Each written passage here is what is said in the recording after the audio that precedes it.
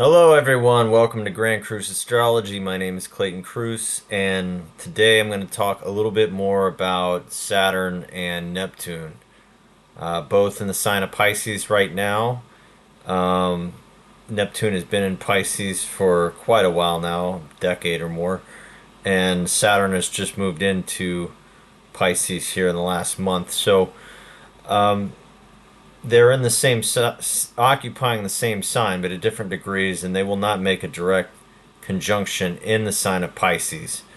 And I find that significant because when they do make a direct conjunction, it will be right there at the beginning of Aries, and right before that happens, there is going to be some interesting things going on in the sky once we get into 2025. So the progression of these two planets are going to spell significant changes, and it really is going to set a foundation for the future as far as our collective spiritual uh, customs and rituals going forward. And there's a new beginning, a new foundation for that coming here in a couple of years' time, 2, 3 years. And so we're kind of in the process of really getting to coming to understand what that's going to look like more and more as these two planets come together. First, let me just talk about Saturn and Neptune as planets. Now, it's interesting how Saturn is considered to be hard reality.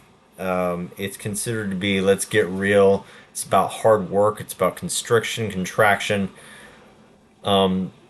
It's about what you can see, feel, touch, and drop on your foot. That's Saturn. It's tangible. It's not airy fairy, right? Whereas Neptune is has a lot to do with you know seeing beyond what is actually in front of us to what is possible and the potential. And Neptune can have a lot to do with inspiration, but also illusion. And so these two planets, they're really quite. In a lot of ways, they're very much opposite. Now, interestingly enough, Saturn is with the exception of maybe Mercury, Saturn can draw opposition to just about every planet. Okay, it can be its counter. Okay, uh, but in the case of Neptune, we're talking about boundarylessness versus boundary.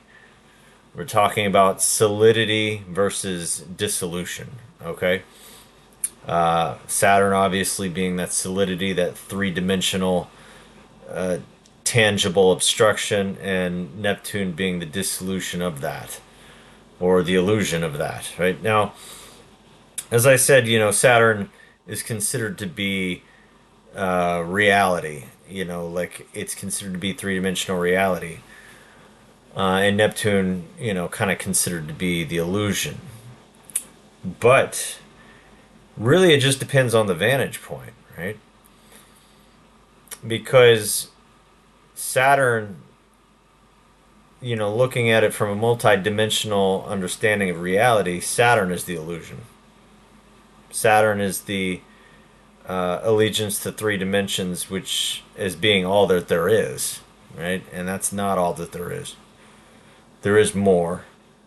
And so Saturn's reality is limited. It is the planet of limitation, and in and of itself, it is limited in its scope. And so Saturn has a container, and to be within that container, Saturn can feel very real, very limiting, and uh, very much on its perch as the end all be all, the limits of what is possible. But really, that's just an agreement to play within those rules, right? There's value in that. There's value in Saturn and being in contained in a reality of three dimensions, and going about our business and taking care of our bodies, taking care of our lives, and going about our day to day and working hard and making three-dimensional consequence in this world, there's value in that. The Saturn is not without value, and Saturn does give us a certain sense of satisfaction reward, and there is growth from working within Saturn's construct and learning to overcome doubt and fears and the pressure that Saturn can place upon us, because Saturn is not an easy energy, but it's one that we learn to work with more and more as we grow older and move through time. Saturn rules time, right? So again, time is a real concern in the three-dimensional reality. Time is a reality that we have to live within, but there are perceptions and alternate dimensions of reality where time is not real. Time is an illusion. And so then Neptune, there are states of consciousness where Neptune becomes reality and Saturn becomes the illusion. It's like the Saturn becomes the Maya, or the illusion in Hindu terminology. And so you know I only mention it to say that in astrology there's a lot of talk about Saturn being hardcore reality and Neptune being the illusion. But it's just a matter of perspective. They both have value. Understanding when to understand the parameters of one over the other, and when to be, utilizing one over the other. That's where the value is. I think that's my opinion. That's the trick. That's the game, right? And so, with these two planets being in the sign of Pisces, Pisces is the sign that is the last sign of the zodiac, has a lot to do with returning to source and endings, and reconnecting with the one source, the true interconnectedness of all, right? It's boundarylessness. It's multidimensional. It's not very material at all. So Saturn going through there can ritual to really try to bring ritual into the realm of spirituality and higher consciousness.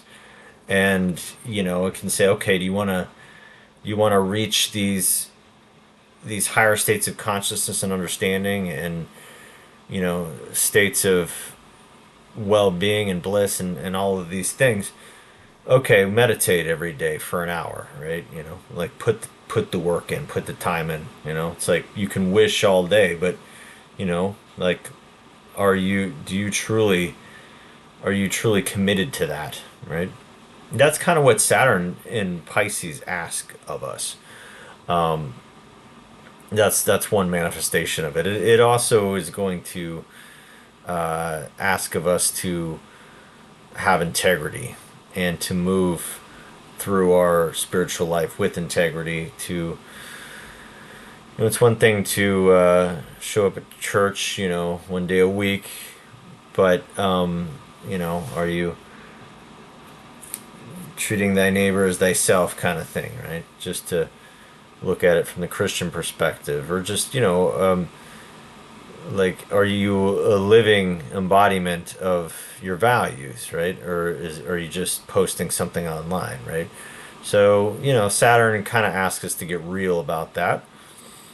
Now Neptune has been in Pisces, and Neptune really loves Pisces because Neptune Pisces is Neptune expressing in Pisces is just, it's like water on water, right? It's just water within the sea. It's just expansive. It's boundarylessness. It really, it's where Neptune is at home. And so Neptune in Pisces brings a lot of compassion for the downtrodden. Pisces has a lot to do with the downtrodden, and people that are less fortunate, and having a heart, and having a selfless compassion, almost a martyrdom even, for for all, right? And we've seen a lot of this, compassion that Neptune in Pisces, just making sure that on a consciousness level, when we have big things, whether it be COVID or crises or whatever, like there is a consciousness around, okay, let's act accordingly so that the least fortunate among us is accounted for. I mean, you could say with COVID, like, it didn't affect everybody, right?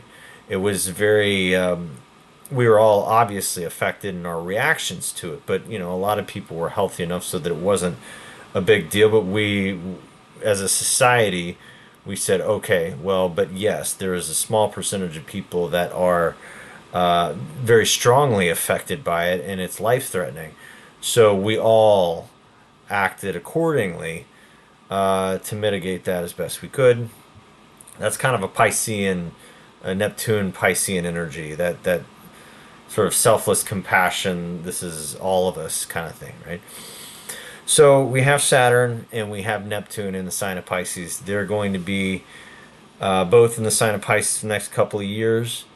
And again, a lot of these things we're going to continue with that Neptunian energy, but I think Saturn's going to bring a little more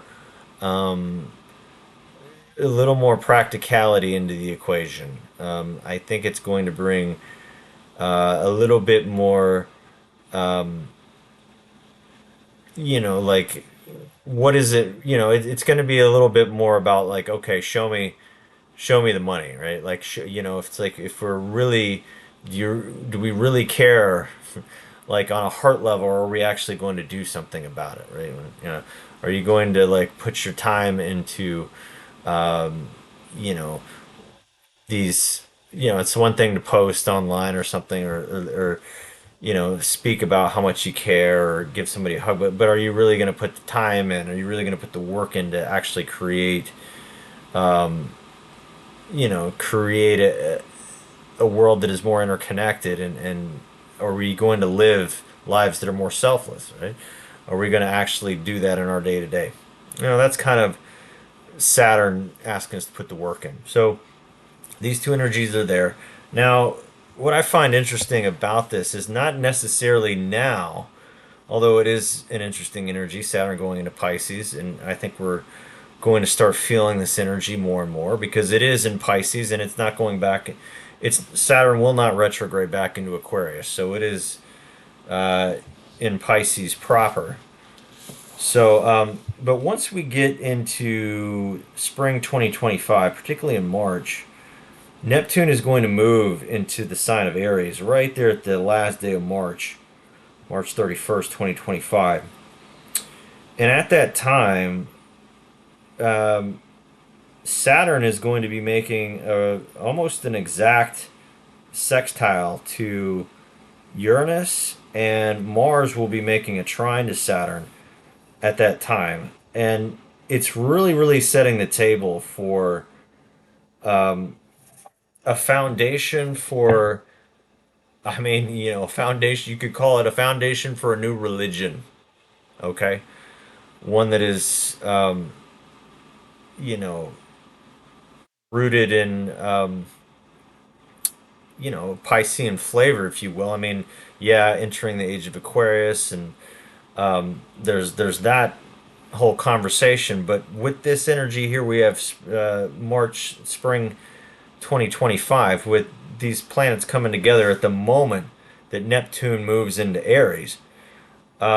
Something new is being born because Aries is the first sign of the zodiac, and when Neptune moves into the first sign of the zodiac at 0 degrees Aries, it's birthing a new faith, you could say. It's birthing a new.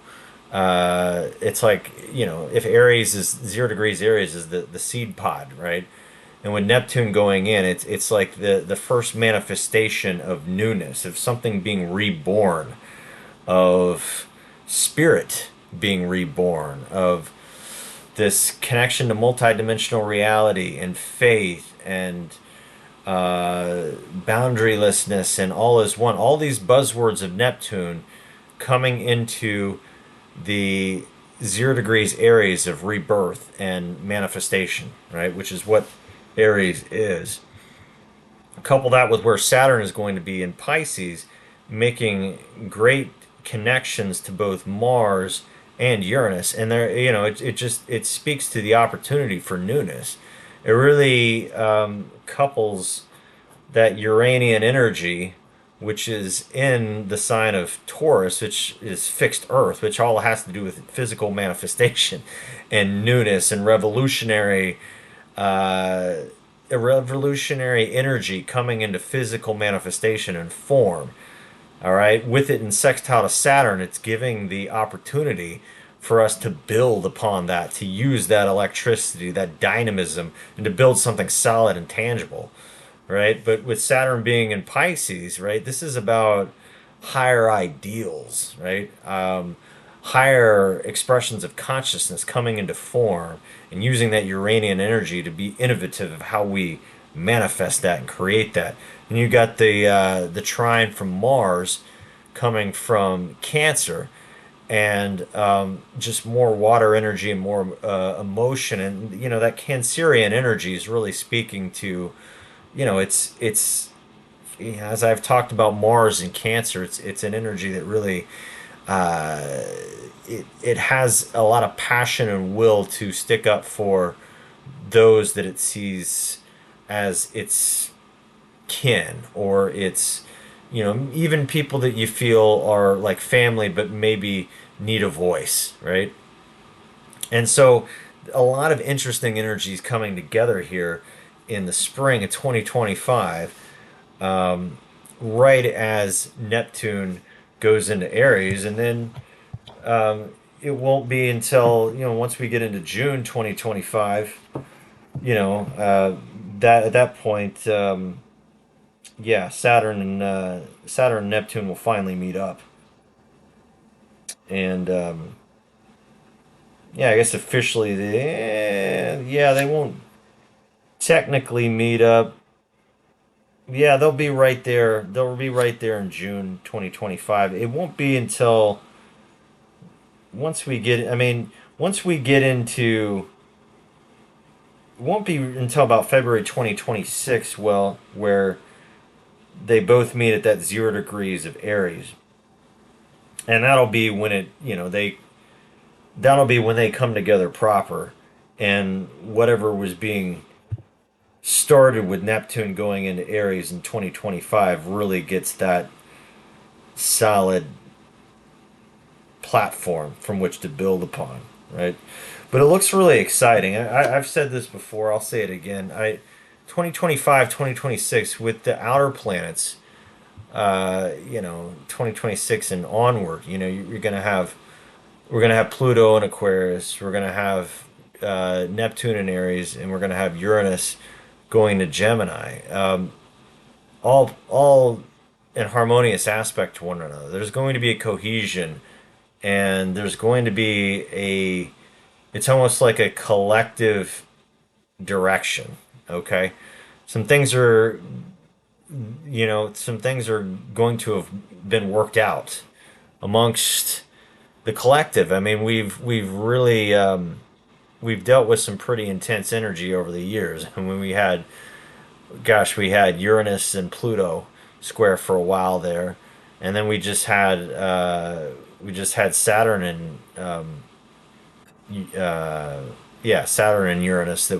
We had that square that we were dealing with. So um, we've had some difficult energies from the outer planets, but it looks like once we get, especially beyond 2026, it looks like there's some cohesion with the heavy hitters, with the outer planets. And it's just, though there's still going to be day-to-day stuff, Mars and Venus and, even Jupiter and Saturn. Over time they're going to move and make aspects of things, but with that backdrop of the outer planets, in harmonious aspect for a while there, that's really going to create a harmony. And it just seems like it's going to create a situation where the